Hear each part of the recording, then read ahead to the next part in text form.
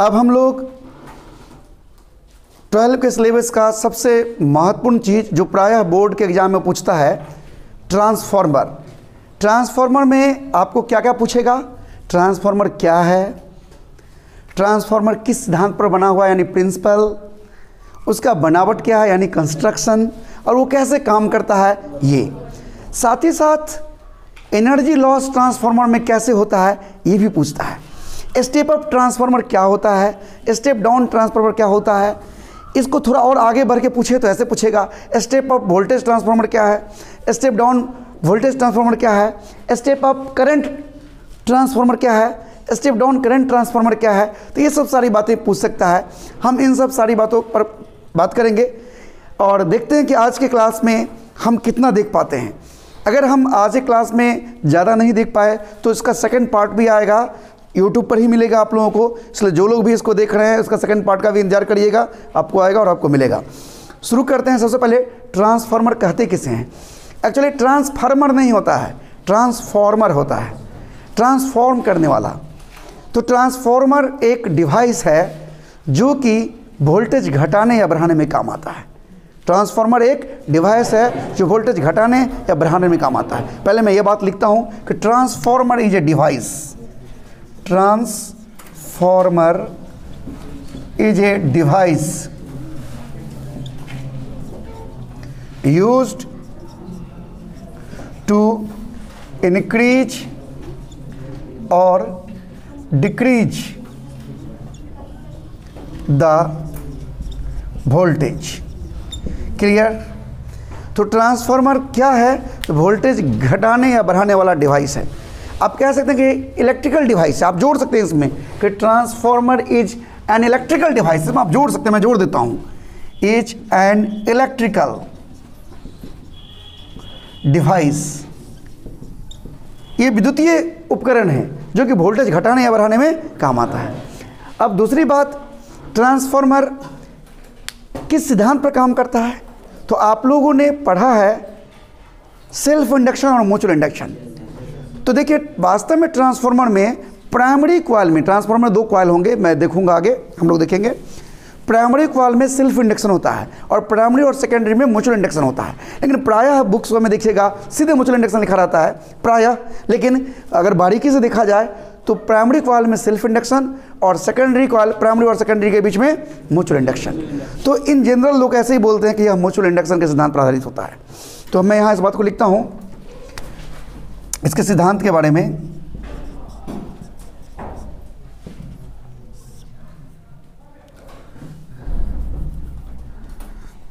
यहाँ देखिए, it is based on the principle of mutual induction between primary and secondary coil and self induction between self induction in primary coil।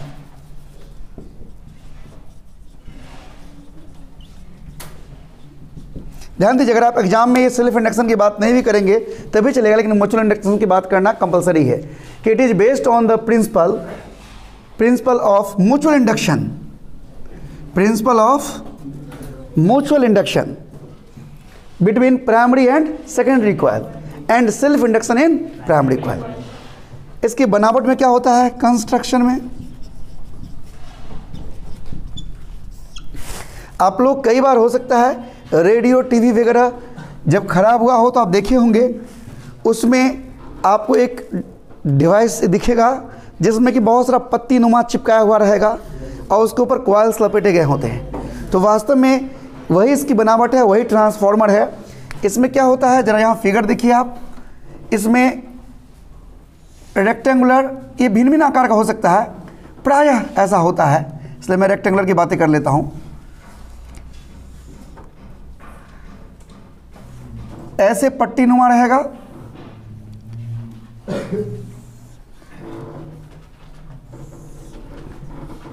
ये तो एक पट्टी आपको दिख रहा है, इस तरह से बहुत सारे इसमें पट्टी होंगे जो एक दूसरे के ऊपर चिपकाया गया होगा। अभी हम यहां पर दिखा रहे हैं, कुछ पट्टी दिखाने का प्रयास करते हैं फिगर के जरिए।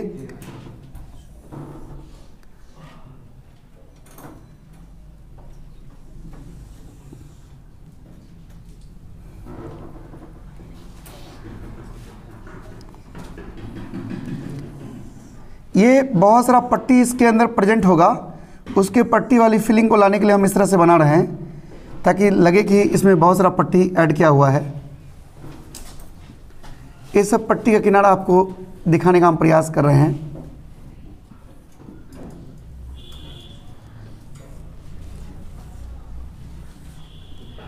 इस तरह से ऐसा लगना चाहिए कि जैसे कि बहुत सारा इसमें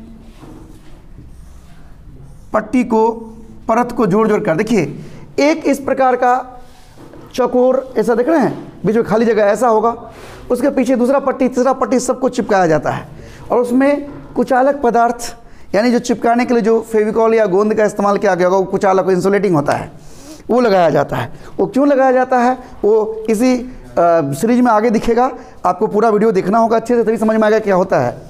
तो इसमें ये पट्टी नुमा चिपकाया गया है, और क्यों चिपकाया गया हम बात आगे करेंगे। इसके एक साइड पर बहुत सारा कॉइल लपेटा गया होता है, बहुत सारा कॉइल लपेटा गया होता है, मतलब बहुत सारा फेरा एक कॉइल का। इसमें एक तरफ जिस हम इधर लपेटा हुआ है, इसी के अपोजिट भी लपेटा हुआ है, ध्यान दीजिएगा, बहुत सारा फेरा है। अब इस दोनों में एक तरफ हम इनपुट वोल्टेज अप्लाई करते हैं, एसी वोल्टेज अप्लाई करते हैं, एसी वोल्टेज अप्लाइड, यानी इनपुट कह सकते हैं आप इसको, आप इसे कह सकते हैं यहाँ पर कि इनपुट है ये। यहाँ वोल्टेज अप्लाई करेंगे, यानी इस दोनों तारों को हम बोर्ड में प्लग में लगाएंगे, तो जिसमें लगाएंगे उस कॉइल का नाम है प्राइमरी कॉइल, प्राइमरी कॉइल। और दूसरी तरफ देखिए आप, जिससे हम आउटपुट लेंगे, उपयोग में लेंगे, वो हमारा, उसे हम कहते हैं सेकेंडरी कॉइल। अब आप देख रहे हैं इसी प्राइमरी कॉइल और सेकेंडरी कॉइल में म्यूचुअल इंडक्शन होता है। ये जो देख रहे हैं ये चौकोर किनारा है, इसे हम कोर कहते हैं, कोर का, ट्रांसफार्मर का कोर है ये हमारा, देख रहे हैं। तो थोड़ा सा बनावट की बात हम कर लेते हैं।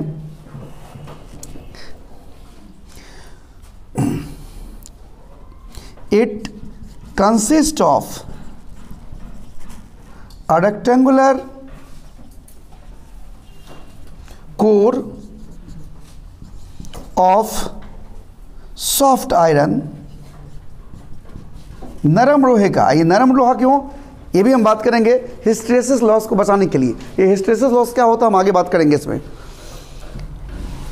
Rectangular core of soft iron, मैं बात फिर से समझाता हूँ, सॉफ्ट आयरन क्यों, हिस्टेरेसिस लॉस को कम करने के लिए। हम इसके बारे में बात आगे करने वाले हैं। तो it consist of A rectangular core of soft iron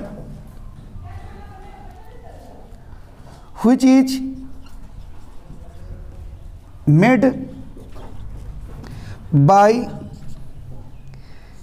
laminated strips, जो कि चिपकाया गया पट्टी से बना होता है। इस रेक्टेंगुलर कोल के एक साइड पर, एक भुजा पर कॉइल का अनेक फेरा लपेटा गया होता है। Several turns wounded over one arm of this core of transformer, a several turns of copper wire, वैसे ही एल्युमिनियम भी हो सकता है लेकिन कॉपर का बेहतर माना जाता है, एनर्जी लॉस कम होता है इसलिए copper wire. A several turns of copper wire is ऑनडेड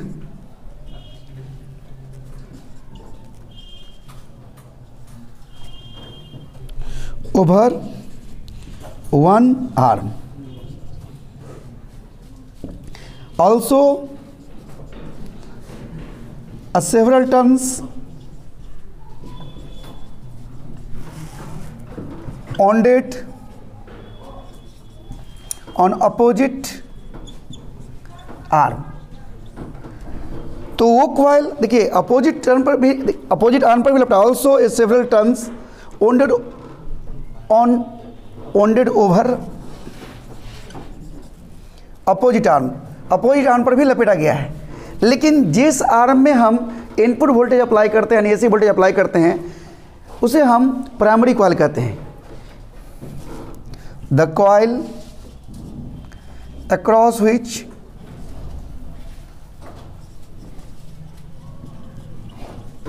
AC voltage applied called primary coil, and the arm across which the coil, अच्छा रहेगा, the coil through which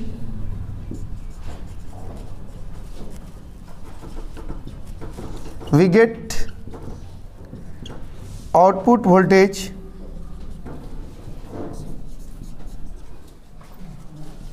called secondary coil। Okay, पहले आप ऐसे इतना note कर लीजिए, फिर हम आगे बात करेंगे।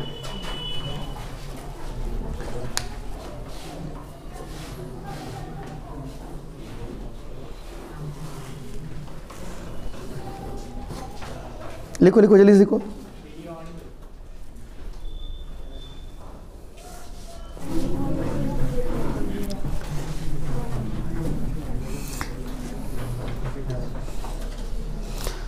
तो अभी हम कंस्ट्रक्शन देख रहे हैं ट्रांसफार्मर का। तो हमने देखा कि उसमें क्या क्या होता है। ट्रांसफार्मर में नरम लोहे का कोर होता है जो चिपका लैमिनेटेड स्ट्रिप से बना होता है। उसके एक आर्म पर कॉइल का अनेक टर्न लपेटा गया होता है, और दूसरे उसके अपोजिट आर्म पर भी लपेटा गया होता है।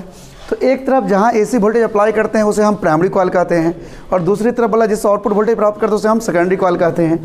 तो ये इसका बनावट कंस्ट्रक्शन था। अब ये काम कैसे करता है, वर्किंग में आते हैं।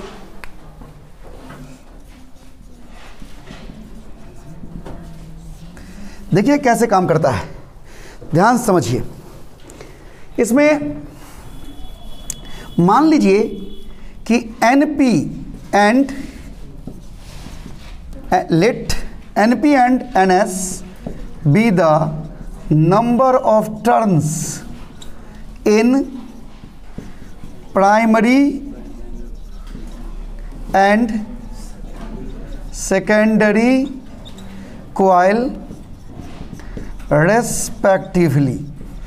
प्राइमरी और सेकेंडरी कॉइल में टर्न की संख्या हमने यहाँ लिखा है NP और यहाँ लिखा है NS। क्योंकि कॉइल लपेटा गया तो कुछ तो टर्न फेरा होगा, कितना फेरा लपेटा गया है। तो NS टर्न सेकेंडरी में, S मतलब सेकेंडरी और P मतलब प्राइमरी। क्लियर। मान लीजिए लेट phi P एंड phi S be the magnetic flux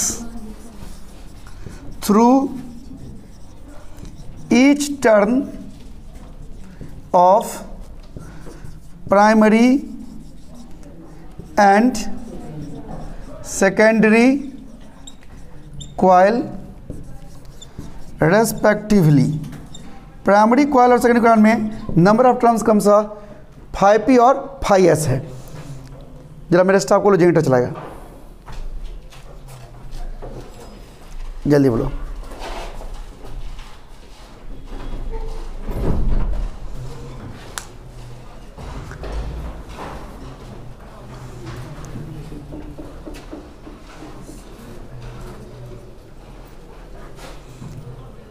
लिख लो तब तक।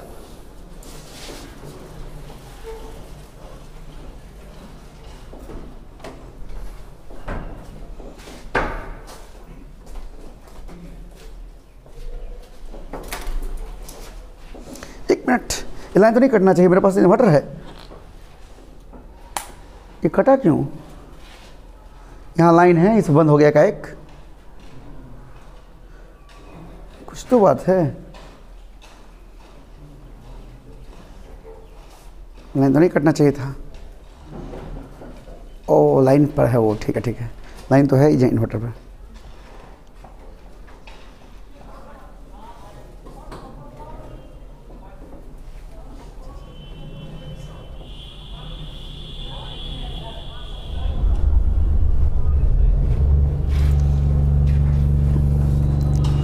रुक जाइए। तो अभी मैंने बताया कि phi और phi s मैग्नेटिक फ्लक्स है through each turn of primary and secondary coil respectively. Therefore EMF induced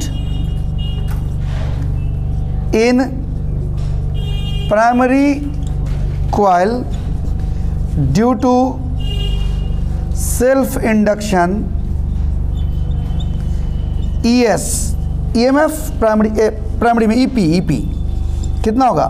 तो हम तो जानते हैं माइनस, अच्छा एक टर्न से फ्लक्स है phi p, तो NP टर्न से क्या होगा? NP into d phi p by dt। EMF produce ये ना होता है? ये समझ में आया ठीक से? देखिए एक टर्न से बात करते d phi p by dt होता है, लेकिन NP टर्न से कितना EMF प्रोड्यूस हुआ? तो NP से मल्टीप्लाई हो गया। ये हमारा इक्वेशन 1 हो गया। और EMF induced in secondary coil, ये क्या होगा? ES बराबर, ये म्यूचुअल इंडक्शन में जरिए हो रहा है, NS into d phi p by dt। ये दिखाई दे रहा है? ओके, दिखाई दे रहा है ना? ये टर्म दिखा दिया? ओके, तो ये हमारा सेकंड हो गया। तो दोनों में EMF इंड्यूस तो मुझे पता चल गया है। अब देखिए गौर से यहाँ पर क्या होता है। अब हम 2 में 1 से भाग देते हैं, यानी सेकेंडरी कॉइल के EMF में प्राइमरी कॉइल के EMF से भाग देते हैं, तो माइनस कैंसिल हो जाएगा NS बाई NP। और ध्यान दीजिए ऊपर में है d phi s by dt, ध्यान दीजिएगा, into d phi p by dt। अब देखिए अगर आइडियल ट्रांसफार्मर हो, आइडियल ट्रांसफार्मर, तो प्राइमरी के एक टर्न से जितना फ्लक्स पास करेगा उतना सेकेंडरी से भी कोई लॉस नहीं होगा। तो इस केस में, in case of ideal transformer, हालांकि ऐसा पूरा बिल्कुल होता नहीं है, अगर हम बात करें आइडियल केस में, in case of ideal transformer phi p बराबर होता है phi s के, दोनों क्या होता है? बराबर होता है। इसीलिए d phi p by dt बराबर होगा d phi s by dt के, इसलिए कैंसिल हो जाएगा। देयरफॉर ES बाई EP बराबर NS बाई NP आएगा। आ गया?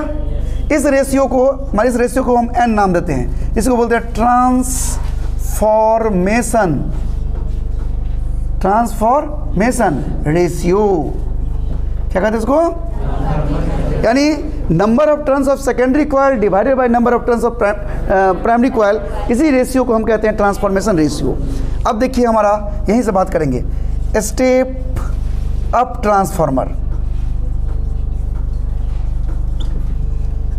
यहाँ पर सीधे स्टेप अप ट्रांसफार्मर बोल रहे हैं, मतलब स्टेप अप वोल्टेज ट्रांसफार्मर हुआ।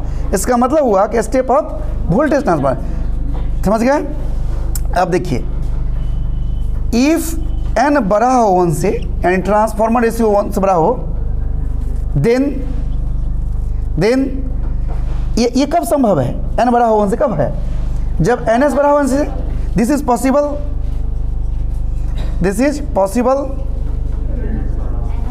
व्हेन ns बड़ा हो np से, यानी number of turn secondary coil में ज़्यादा रखे प्राइमरी से। वो जो कॉइल में लपेटा गया कॉपर वायर देख रहे थे ना फिगर में, तो सेकेंडरी में जो लपेटा है उसकी संख्या बड़ा हो प्राइमरी से, देन तो ES बाई EP क्या होगा? बड़ा होगा 1 से। इसका मतलब ES जो है वो क्या होगा? बड़ा होगा EP से। यानी आउटपुट वोल्टेज जो सेकेंडरी कॉइल से नहीं मिल रहा था, आउटपुट वोल्टेज बड़ा हो गया इनपुट वोल्टेज, यानी हमने वोल्टेज को बढ़ा लिया, इस तरह का ट्रांसफार्मर को स्टेप अप ट्रांसफार्मर कहते हैं। यानी कह सकते that is output voltage is larger than input voltage. Such type of transformer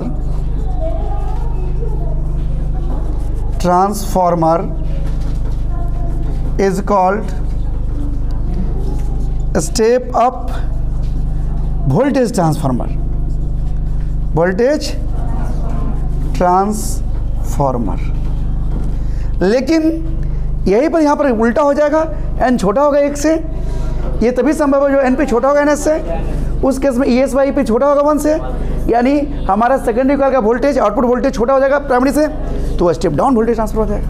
देखिए स्टेप डाउन वोल्टेज ट्रांसफॉर्मर, यहां पर क्या होगा, n छोटा होगा 1 से, यानी ns छोटा होगा np से, दैट इज ns छोटा है np से, यानी ट्रांसफॉर्मर रेशियो 1 से छोटा होने के लिए सेकेंडरी कॉइल के टर्न की संख्या प्राइमरी छोटा हो।